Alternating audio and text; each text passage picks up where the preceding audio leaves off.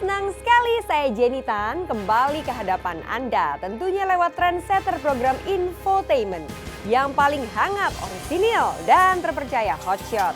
Bukan Hotshot jika tanpa berita terhangat. Untuk itu jangan kemana-mana, simak terus Hotshot. Sebab Hotshot selalu menguak sisi lain di balik berita dan fenomena.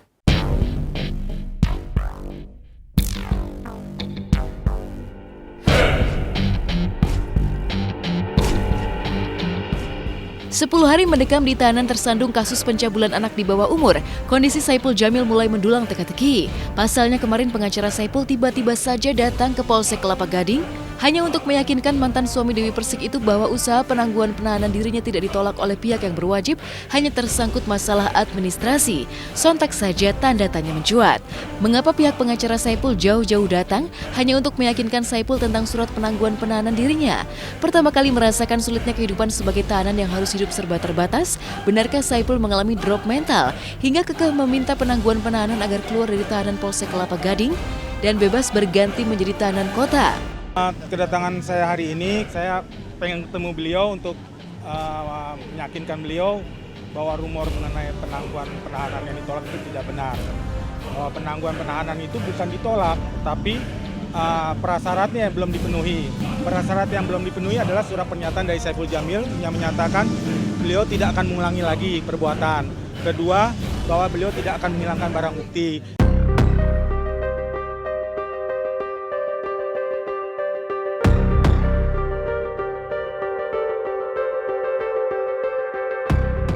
Sementara Saipul menghadapi sulitnya hidup serba terbatas di tahanan Polsek Kelapa Gading, Jakarta Utara, keluarga Saipul Jamil konon tengah meradang. Gara-garanya, video rekaman berita acara pemeriksaan atau BAP pertama Saipul yang heboh beredar di dunia maya makin menjadi perbincangan panas publik hingga membuat jajaran kakak Saipul konon kebakaran jenggot mempertanyakan bagaimana video tersebut bisa bocor ke tengah publik. Apa yang sebenarnya terjadi? Berkali-kali menyangkal meski pihak yang berwajib mengungkap bahwa Saipul Jamil telah mengakui perbuatannya. Mungkinkah ada oknum yang sengaja menguak video pemeriksaan BAP Saipul tersebut demi menguak kebenaran? Sebenarnya sangat aneh ya, yaitu kembali entah niatnya apa dari itu. Kalau saya bilang gini, di Jakarta, apalagi kita ngomong Indonesia, banyak kan penjara di Indonesia. Orang-orang di penjara itu sebelum masuk penjara kan pasti dia pernah di BAP kan? Pernah nggak lihat, pernah nggak dengar ada BAP itu muncul di media, BAP seseorang itu? Ya, kemudian disebarluaskan di media, pernah nggak ada itu? Saya, sepengetahuan saya belum pernah ada, kecuali BAP-nya adik saya aja. Itu aja. Itu kan sungguh aneh. Sungguh aneh. Dan saya akan cari tahu kenapa bisa sampai jatuh ya. Tapi bocornya itu bukan pelanggaran hukum. Kalau ada wartawan yang bisa memberitahu, kita somasi atau kita langsung lapor. Langsung ke Polda.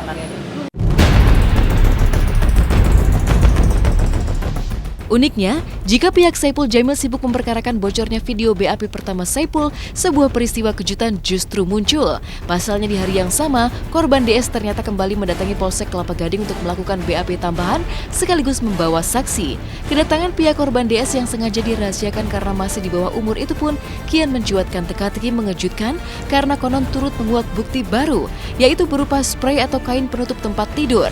Kain spray siapa gerangan yang diangkat menjadi bukti oleh pihak yang berwajib tersebut. Mungkinkah kesaksian dan bukti baru yang diurai pihak korban DS kemarin malam bakal semakin memojokkan posisi Saipul Jamil? Penambahan alat bukti kayaknya ada yang mungkin pakaian ya. Pakaian yang apa tadi ya? Pakaian kalau nggak salah ya. Pakaian yang digunakan spray ya kalau nggak salah ya, spray. Agendanya malam ini ada BAP tambahan terhadap korban DS ya. Kira-kira ada 11 pertanyaan yang kita sajikan atau yang ditanya oleh pihak penyidik, dan kita juga mengajukan sebagai saksi dari abang kandung DS. Karena apa? Abang kandung DS tersebut mengetahui ya keberadaan DS. Ya terpukul ya, terpukul, shock. Saya juga kenapa sih bisa ngasih izin gitu kan dengan dia BBM mau nginep, karena kan selama ini kita tahu ya bahwa sosok SJ yang Ya kita lihat, tahulah gitu kan. Dan mendesak lagi. Coba, kalian pikirannya nggak macem-macem nggak? Ya kan, adik saya normal loh. Makanya dia, aduh, saya mau tidur nih bang. Saiful Jamil itu waktu adik saya teriak astagfirullahaladzim, dia lari ke kamarnya lagi. Ya kan, makanya disamperin sama adik saya, ditanyain kenapa abang kayak gitu tega sama saya. Sampai akhirnya keluar statement, kamu mau uang nggak? Mungkinkah bukti baru dan kesaksian yang diboyong oleh pihak korban DS mampu mematahkan penyangkalan demi penyangkalan Saipul yang selama ini begitu keras menolak melakukan pencabulan terhadap DS? Mungkinkah bukti baru dan kesaksian yang diboyong oleh pihak korban DS mampu mematahkan penyangkalan demi penyangkalan Saipul yang selama ini begitu keras menolak melakukan pencabulan terhadap DS? Mungkinkah posisi Saipul kian terpojok sehingga kini pihaknya mulai melunak? Ya pokoknya kami sih membuka, bukan berarti membuka komunikasi, ayo, tapi bukan berarti kami minta, enggak lah. Ya pokoknya fokus di hari Senin, mudah-mudahan teman-teman media pun dipersilakan untuk hadir, sehingga bukan hanya meliput aja, tapi ambil bagian juga untuk berdoa. Saya dengar sudah mulai melakukan pendekatan, ya, tapi saya belum tahu bentuk perdamaian itu apa sih. Nah, ini kan bukan delik aduan, ya. Artinya kalau delik aduan, kan kalau diadukan dicabut bisa ya. Ini kan memang sudah masuk ke ranah hukum, ya. Pasti tetap dilanjutkan. Berhubung yang saya hadapin ini seorang public figure, maka saya lebih menyerahkan ke proses ke hukum. Negara kita negara hukum. Kalau nggak diselesain, yang ada nanti orang-orang yang di bawah selalu takut akan kekuasaan sama orang-orang yang di atas. Waduh, bukan valid lagi. 4 alat bukti selain keterangan tersangka sudah kami pegang dan kami tidak boleh sampaikan.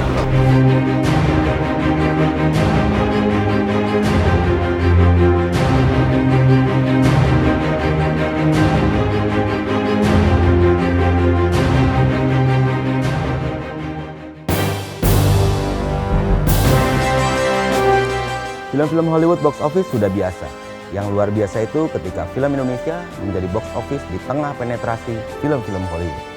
Terbukti bahwa film Indonesia makin hadir dengan kualitas yang mumpuni dari berbagai sudut. Ingin tahu film-film yang luar biasa? Saksikan Indonesian Box Office Movie Award segera di SCTV.